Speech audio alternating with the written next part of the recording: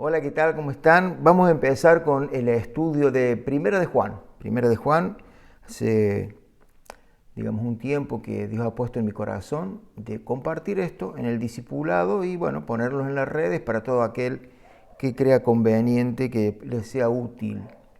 Primera de Juan es un libro que está dentro de las epístolas universales, aunque en realidad hay una controversia o discusión, o no sé cómo llamarlo, donde dicen que Primera de Juan no es una carta, sino que es un sermón, porque no tiene una introducción, o sea, un saludo a quién va dirigida la carta, y un saludo final, sino que termina simplemente con un amén.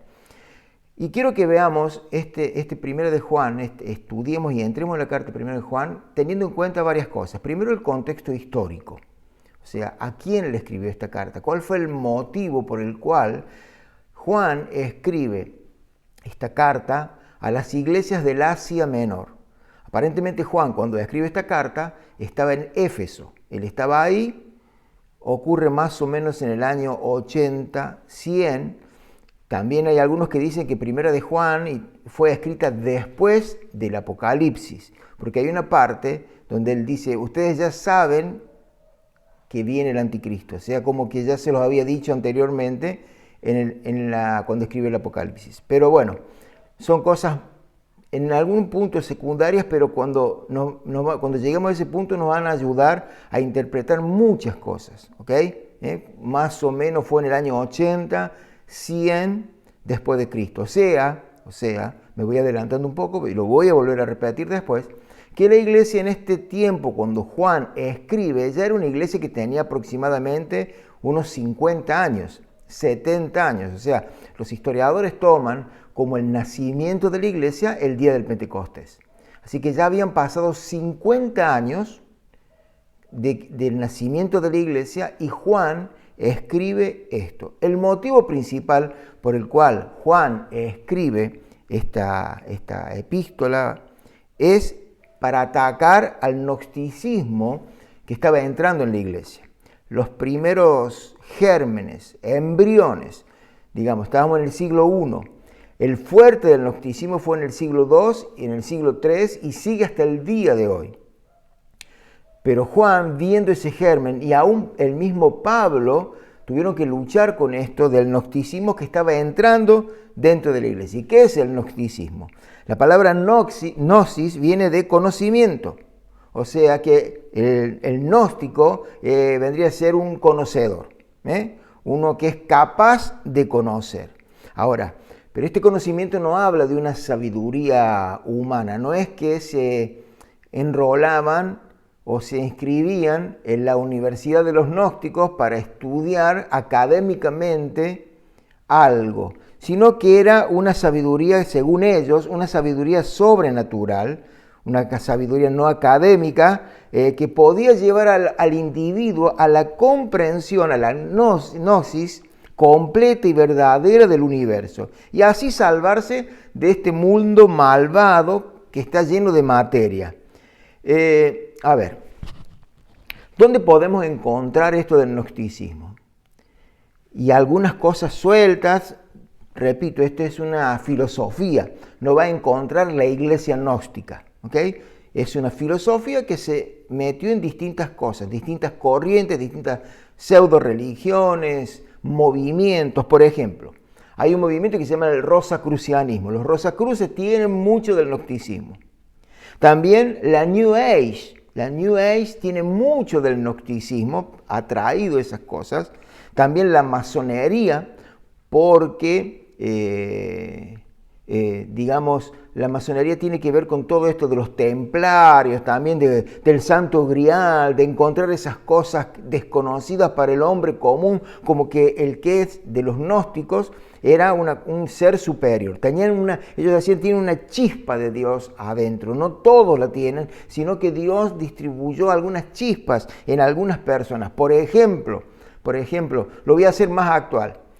Muchos habrán visto la película El Código Da Vinci y decían que Da Vinci era uno de esos que tenía esa chispa y que tenía revelaciones.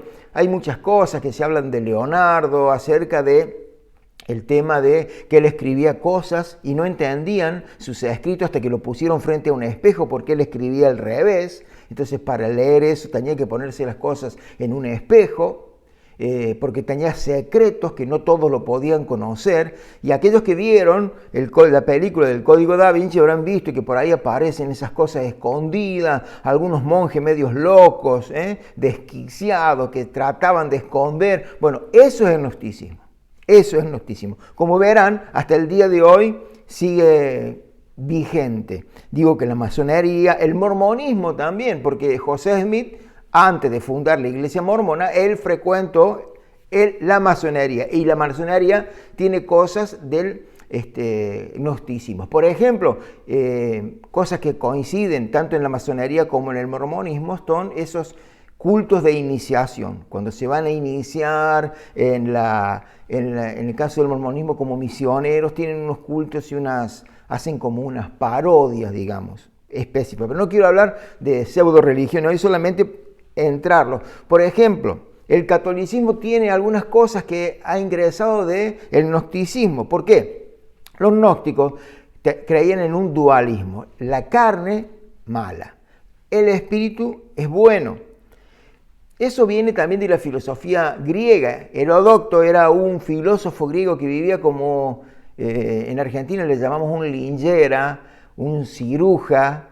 Acá en Italia, donde estamos grabando este video, le dicen un barbón, esos que viven por la calle, pobres, que están siempre con la barba, descuidado. Y así vivía este hombre que decía: yo soy un alma que está encerrada en este cuerpo.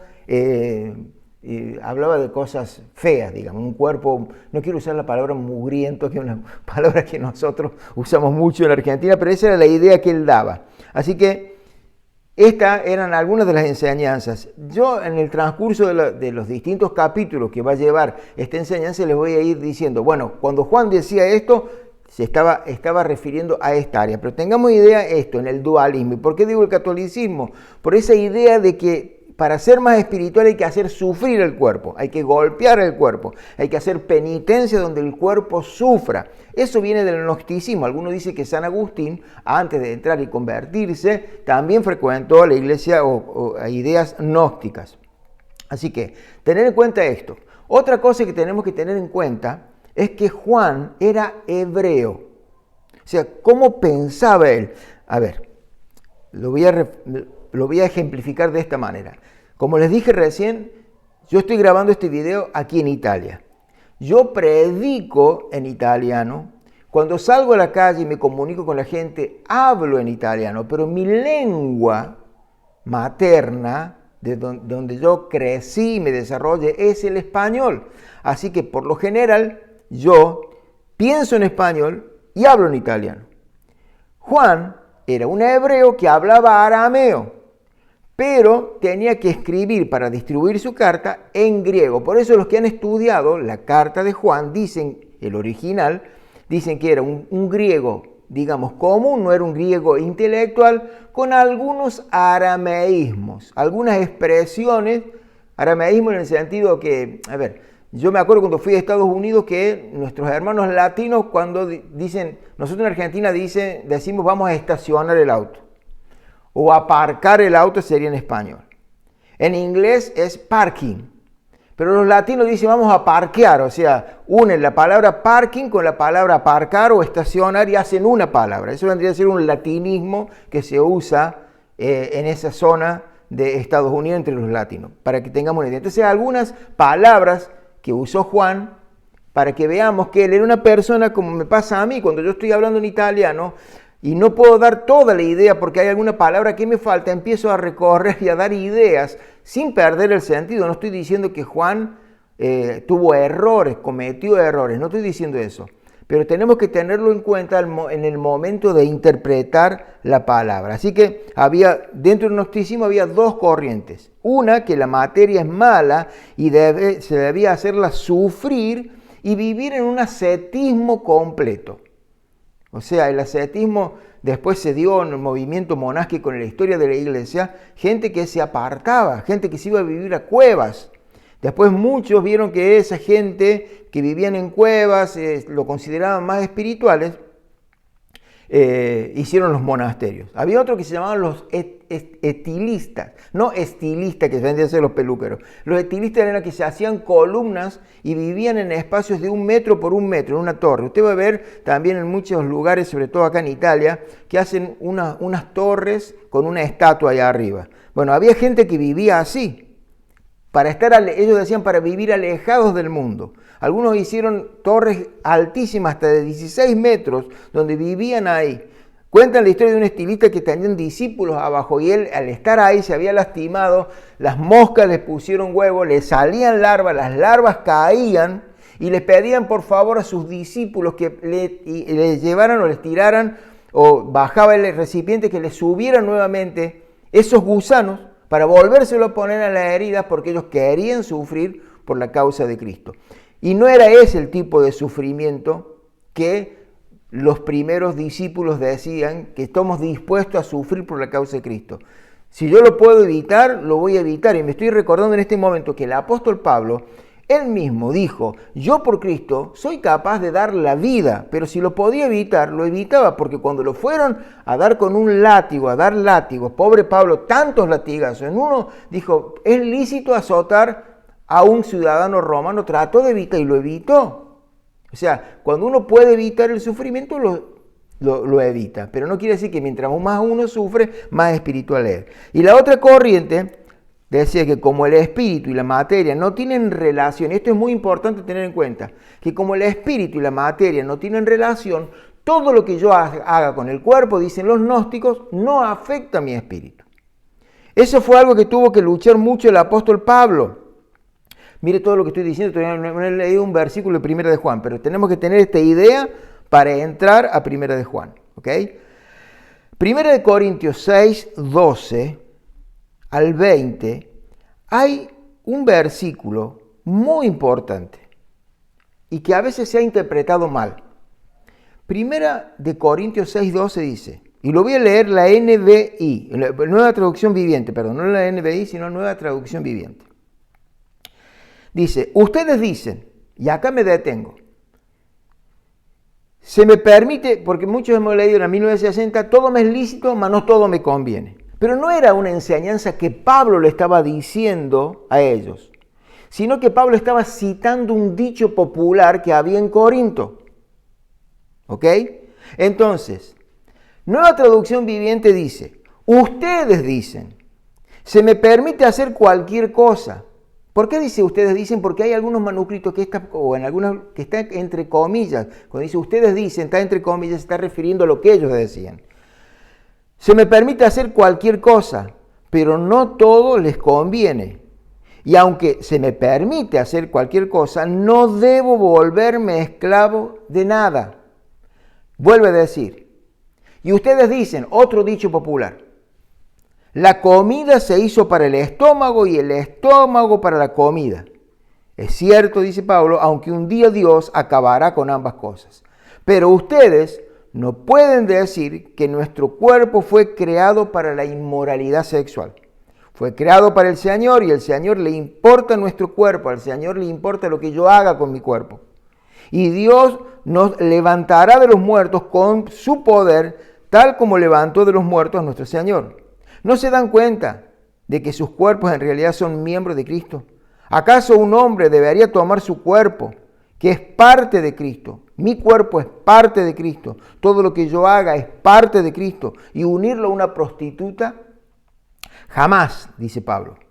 ¿Y no se dan cuenta de que si un hombre se une a una prostituta, se hace un solo cuerpo con ella? Pues las Escrituras dicen, los dos se convierten en uno solo, en una sola carne. Pero la persona que se une al Señor es un solo espíritu con Él. Huyan del pecado sexual. Ningún otro pecado afecta tanto al cuerpo como este, porque la inmoralidad sexual es un pecado contra el propio cuerpo. Y dice Pablo, no se dan cuenta, y este es un versículo muy conocido, que no se dan cuenta de que su cuerpo es templo del Espíritu Santo, quien vive en ustedes y les fue dado por Dios. Ustedes no se pertenecen a sí mismos, ustedes no se pertenecen a sí mismos, dice Pablo, porque Dios los compró a un alto precio. Por lo tanto, honren a Dios con su cuerpo. ¿Por qué Pablo escribe esto? Explico. El grupo gnóstico que estaba en Corinto también le estaba diciendo a los hermanos de la iglesia de que todo lo que ellos hicieran con su cuerpo no afectaba su espíritu. Entonces, en Corinto había un templo de una diosa que se llamaba Afrodita. En Roma se llamó Venus, porque los romanos trajeron todos los dioses griegos y le cambiaron los nombres. Y llegaba un momento del día, al atardecer de cada día, que las sacerdotisas de Afrodita, que eran prostitutas, llenaban de prostitución Corinto. Entonces, como a ellos les convenía creer en esto, decían, así como el estómago es para la comida, los órganos sexuales están hechos para utilizarlo. Y como ellos tenían esta creencia de que todo lo que hicieran con el cuerpo no afectaba su espíritu, entonces caían en pecado. Y Pablo los corrige diciendo, miren que ustedes dicen que todo me es lícito, como diciendo, yo soy libre de hacer lo que quiera. Mire, yo les digo que cuando estudiemos Juan, les voy a decir, como ahora le estoy diciendo, el presente de Pablo y aplicarlo al presente de hoy. Vamos a ver primero de Juan, el presente de Juan, y vamos a aplicar eso a nuestro presente. El presente de Pablo, como les acabo de decir, todo esto. Nuestro presente, ¿no he escuchado en este último tiempo, yo soy dueño de mi cuerpo? ¿Yo puedo hacer lo que quiera con mi cuerpo? Es tan viejo como eso. ¿Se da cuenta cómo el germen del gnosticismo del primer siglo sigue vigente hoy, en el siglo XXI? Yo hago lo que quiero con mi cuerpo. Y Pablo les dice, ustedes dicen que son libres de hacer lo que quieren con su cuerpo. Pero yo les digo, dice Pablo, que están errados, que todo lo que yo haga, todo lo que haga, se lo debo rendirle cuenta a Dios. Debo rendir cuenta a Dios. Por eso dice, todo me conviene, todo me es listo, pero no todo me conviene. Y después dice, no me dejaré dominar o ser esclavo, dice esta versión. Entonces vemos cómo Pablo también tuvo que luchar con este tema del gnosticismo, de esta creencia que todo lo que uno hace con el cuerpo no afectaba a mi espíritu, porque ellos creían en un dualismo. Otra creencia, y que lo vamos a ver, y cierro esta primera parte aquí para después entrar al primero de Juan, que ellos decían que Jesús no tenía un cuerpo físico.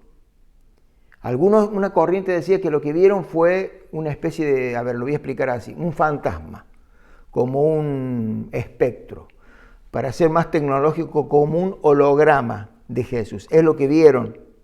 Otros creyeron o decían del gnosticismo que en realidad, como ellos creían que el cuerpo era malo, ¿cómo justificar que Dios se hizo carne? Si para ellos el cuerpo era malo. Entonces dijeron, no, lo que pasa es que el Cristo ocupó el cuerpo de Jesús, que Jesús era hijo carnal de José y de María, y el Cristo ocupó su cuerpo por un periodo de tiempo. ¿Qué periodo de tiempo? Desde el bautismo, cuando desciende la paloma y dice, este es mi hijo amado, hasta la cruz, cuando el hombre Jesús clamó, Padre mío, ¿por qué me has desamparado? Ellos decían que en ese momento, el Cristo lo abandonó, que el Cristo no tenía un cuerpo. Pero se olvidan, por ejemplo, o se olvidaban, de que Jesús le dijo a Tomás, después de resucitado, dice, Tomás, mira, si vos no crees, vení, toca. Si no hubiese tenido un cuerpo, no le hubiese dicho nunca, vení, toca mis llagas, toca mis manos, toca mi costado. ¿Ok? Pero había muchos que creían esto. Y a esto tenía que contrarrestar Juan con esta primera de Juan y también Pablo. Por eso cuando estemos estudiando voy a citar mucho a Pablo, voy a citar a Juan. Dice, ahora sí, vamos a leer primera de Juan 1:1. Ahora vamos a entender un poquito más. Lo que era desde el principio, lo que hemos oído, lo que hemos visto con nuestros ojos, lo que hemos contemplado y palparon nuestras manos, tocante al verbo de vida. Por eso ahora se da cuenta que yo le doy una introducción con respecto al contexto histórico, porque cuando uno lo lee así, ¿por qué dice esto? Lo toqué, lo vi, Cuando dice desde el principio, vemos que comienza igual que comenzó el Evangelio de Juan. Algo que no dije al principio es que la carta tampoco, así como no tiene un saludo, no se identifica el escritor, como se identificaba Pablo o Pedro cuando escribieron sus epístolas. Pero los discípulos de Juan, ellos dieron testimonio de que esa carta Juan la había enviado. Y Juan 1.1, el Evangelio de Juan, capítulo 1, versículo 1, dice: en el principio era el Verbo, y el Verbo era Dios, y el Verbo era con Dios. ¿Por qué dice esto Juan? Para reafirmar la divinidad de Jesús, la deidad de Jesús. O sea, no era un hombre normal que fue ocupado por un espíritu. Empieza ya afirmando que Él era Dios, que Él es Dios.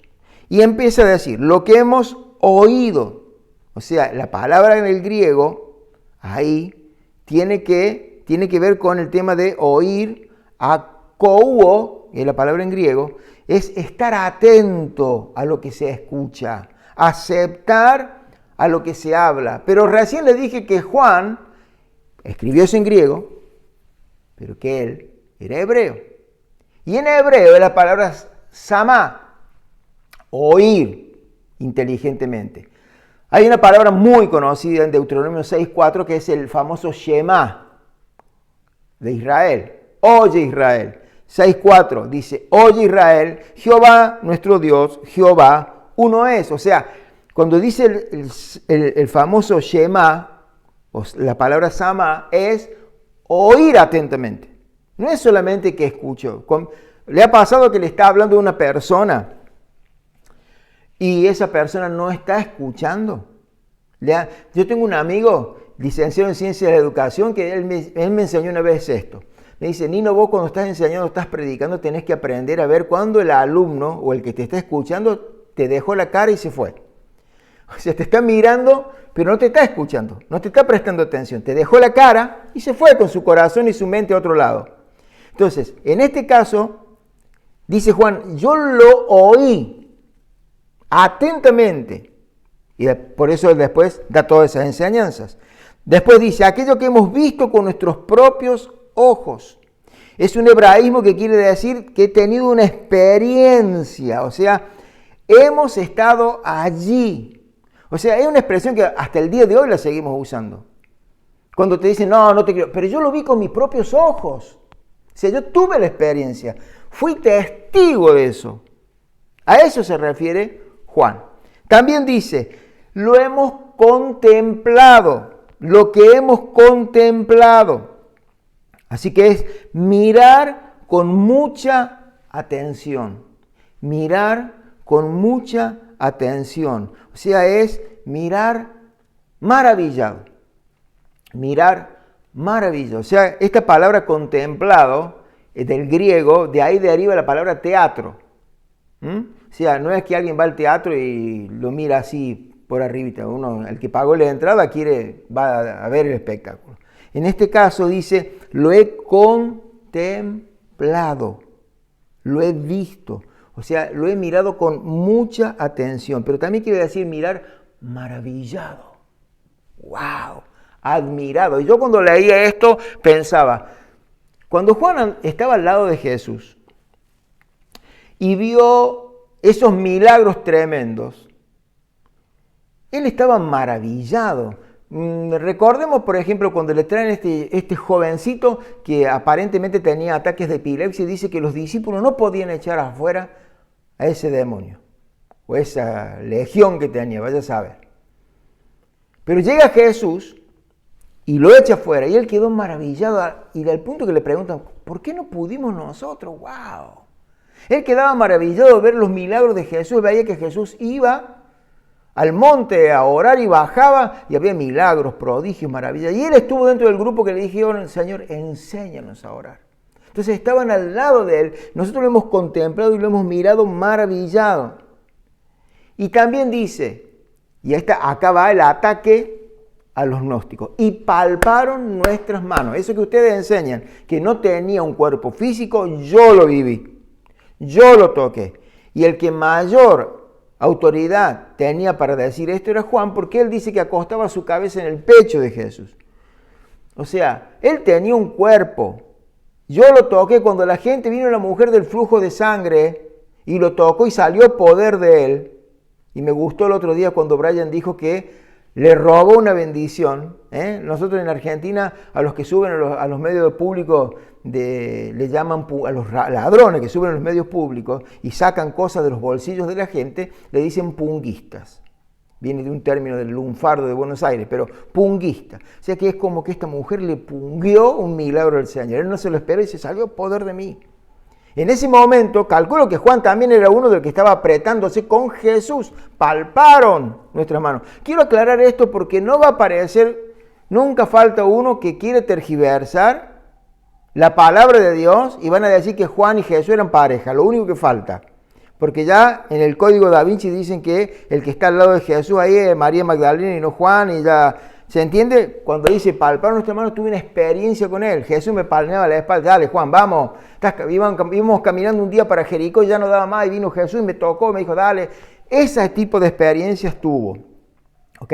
Así que esta es la respuesta específica a los gnósticos. Ahora, todo esto, ¿qué aplicación yo le puedo dar en el día de hoy?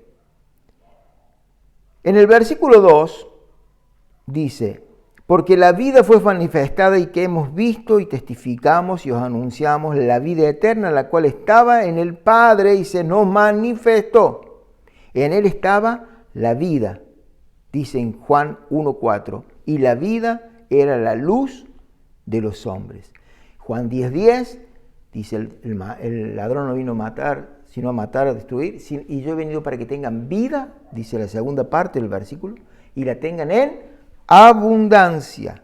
Así que, para aquellos que dicen, aplicación hoy, esto no es vida, no disfruto la vida, bueno, justamente, si no tenés a Jesús, no conoces la vida. Estoy de acuerdo con vos, no es vida.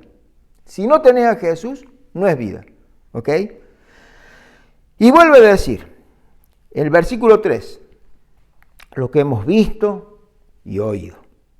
Y eso anunciamos, para que también vosotros tengáis comunión con nosotros, y nuestra comunión verdaderamente es con el Padre y con el Hijo. Y acá vamos de nuevo. Lo que hemos visto y lo que hemos oído. Le vuelve a atacar al presente de los gnósticos. Y ahora vamos a la aplicación del presente nuestro. Nosotros no podemos salir a predicar si no hemos tenido una experiencia. Juan le está diciendo a los gnósticos, miren que yo no le estoy hablando cosas teóricas como ustedes hablan. Ustedes están queriendo explicar con filosofía algo que es espiritual, pero ustedes no estuvieron al lado de Jesús como yo estuve. Ustedes están especulando, basados en los dichos de este o del otro, que Jesús puede ser que no tenga un cuerpo, pero yo lo vi, yo lo escuché, yo lo viví. Y por eso es bueno que uno tenga experiencias con Dios, porque cuando usted sale a predicar y a hablar de la palabra de Dios, tiene que tener esa experiencia. Quizá usted no lo toque físicamente como lo tocó Juan, pero esas experiencias que uno tiene con Dios, no hay nada en el mundo que lo pueda hacer cambiar. Había alguien que en una campaña evangelística Dios le había emplomado una muela. Milagroso. Tenía una carie, va a la campaña y la muela se emploma. Y cada vez que venía en crisis de fe, esa persona se acordaba de ese milagro. ¿Por qué? La experiencia es fuerte. No digo que basemos nuestra vida espiritual en la experiencia, ya vamos a hablar de la palabra, que es muy importante. Es más, sería contradictorio yo hoy estar enseñando y decir que lo importante es tener experiencia. Sería una contradicción. Pero la experiencia, Juan dice, eso les anunciamos. Para tener unidad en el cuerpo, dice, para que tengan comunión con nosotros. No le crean a estos cabezas duras que andan dando vueltas. Dice, para que también vosotros tengáis comunión con nosotros, y nuestra comunión verdaderamente es con el Padre y con su Hijo. Así que Juan, en medio de esta, porque la iglesia se estaba dividiendo, Juan envía esta carta porque la iglesia se estaba dividiendo, estaba entrando esta doctrina y se estaba llevando gente. Juan, en medio de la división que había en la iglesia de Asia Menor, le está diciendo, debemos estar unidos, debemos estar en comunión, síganos tranquilos a nosotros, que nosotros estamos en comunión con Dios. Eso le está diciendo Juan, quédense tranquilos. No sigan a estos filósofos que no han tenido la experiencia que yo he tenido con el Señor. Así que es importante cerrar con esto. La importancia de la experiencia para poder hablar del Señor. Juan habla acerca de su experiencia y le dice, tranquilo, que yo tengo comunión con Dios. Si ustedes tienen comunión conmigo y también los invita a tener comunión con el Padre, hacemos todos una comunión y estamos todos unidos. Pero si permitimos que cualquiera de afuera entre con esta doctrina errada, la división, ¿quién las provoca? El diablo. Y el diablo va a querer provocar esa división. Y Juan envía esta carta para eso. Repito y cierro con esto. Lo importante de la experiencia. Juan dice, yo lo toqué, yo lo viví, yo lo vi, yo lo contemplé, yo estuve con él, yo vi los milagros. No me vengan con que él era un espectro, no me vengan con esas ideas. Yo tuve la experiencia y esto les anuncio. Con esto cerramos esta parte, seguimos más adelante. Para todos aquellos que nos van a seguir por el canal de YouTube, les pido que se suscriban al canal, que también activen la campanita. No hay ningún tipo de, seguir ningún tipo de cuestión económica, solamente porque, miren, este video no sé cuántos minutos ya lleva y hemos visto 3 versículos nomás de 5 capítulos que tiene Primera de Juan. Van a ver, les va a sonar varias veces la campanita. Solamente esa es la intención. Así que suscríbanse al canal porque semanalmente vamos a seguir subiendo y estudiando Primera de Juan. Dios les bendiga.